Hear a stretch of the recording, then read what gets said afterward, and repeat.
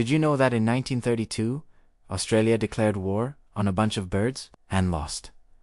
It sounds like a joke, but it's a real piece of history. This is the story of the Great Emu War, one of the weirdest military operations ever. It all started during the Great Depression. Times were tough, especially for farmers in Western Australia. Many of them were World War I veterans who had been given land by the government. But this land wasn't exactly paradise. It was arid, difficult to farm, and a severe drought was making things even worse. As if that wasn't enough, a new enemy appeared on the horizon. In late 1932, a massive migration of over 20,000 emus headed inland from the coast, right into the farmlands. Emus are huge, flightless birds, and they were hungry. They descended on the wheat fields like a plague, trampling and eating the crops that the farmers desperately needed to survive. They also smashed through fences, which not only let livestock escape, but also allowed swarms of rabbits to get in and cause even more damage. The farmers were at their breaking point. They pleaded with the government for help, and some of them,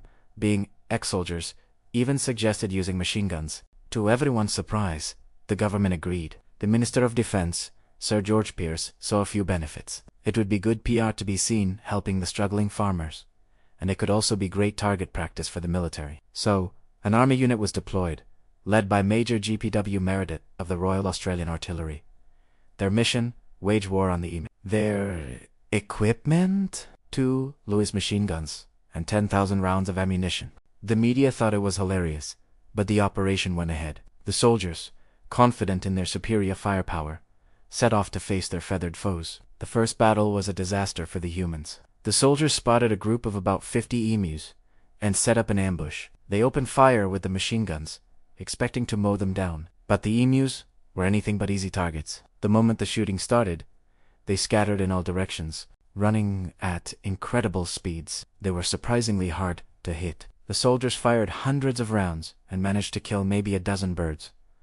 It was a complete failure. What was even more frustrating for the soldiers was that the emus seemed to have their own military tactics. They would split into small, unpredictable groups. A single emu would often stand watch on high ground, acting as a lookout, and would alert the rest of the flock at the first sign of danger, causing them to bolt before the soldiers could even get in range. The army was being outsmarted by birds.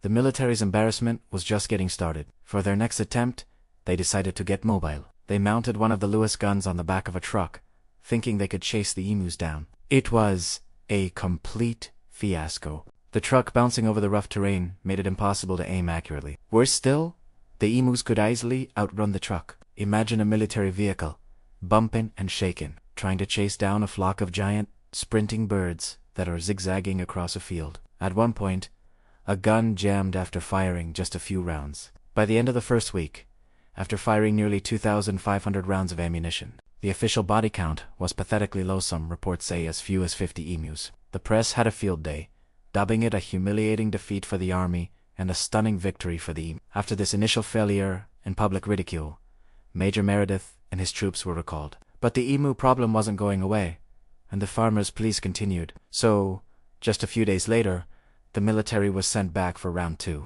This time, they were more determined. They tried more coordinated attacks, and managed to have slightly more success. Over a few weeks, they claimed to have killed nearly 1,000 emus. But here's the thing. It took almost 10,000 rounds of ammunition to do it. That's about 10 bullets for every single emu killed. Even with this marginal success, the emus were still winning. They were quick to adapt, and the sheer number of them meant the soldiers' efforts were just a drop in the bucket. Ammunition was running low, and so was morale.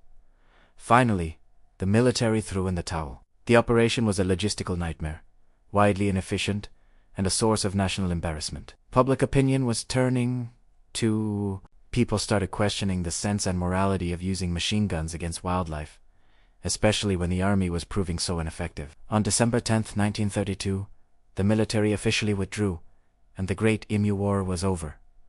The emus had won. The farmers were once again left to fend for themselves, with their crops still under threat from the feathered invaders. So, how on earth did a bunch of birds defeat a modern military unit?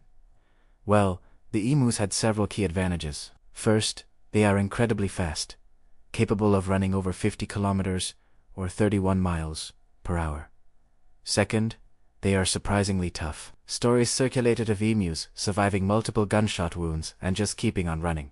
Third, Their tendency to scatter into small groups made them a terrible target for machine guns, which are designed to hit massed formations. They also knew the terrain, using it to their advantage to escape. On the other side, the military's equipment was inefficient for the task, and their strategy was completely wrong for this kind of enemy. They came prepared for a battle, not a high-speed pest control operation. In the aftermath, the Great Emu War became a running joke around the world. But for the farmers of Western Australia, it was a very real economic disaster. The government eventually moved away from military solutions and tried more practical ones. They implemented a bounty system, which proved much more effective over the long term, and invested in building emu-proof barrier fences to protect the farmlands. The farmers still struggled for years, but the fences made a huge difference. The whole bizarre episode became a lesson in the limits of military power, the challenges of managing wildlife, and the humbling fact that sometimes nature can and will outsmart human technology. So, to recap, Australia went to war with emus. The army brought machine guns. The emus brought, well, themselves. And the emus won. It is a perfect example of how the most powerful tools are useless if you do understand the problem you're trying to solve. If anyone ever asks you who won the weirdest war in history, you can tell them the emus did. What are some other insane history stories that schools never teach? Let me know in the comments. Thanks for watching, and if you enjoyed this, make sure to like and subscribe for more weird history.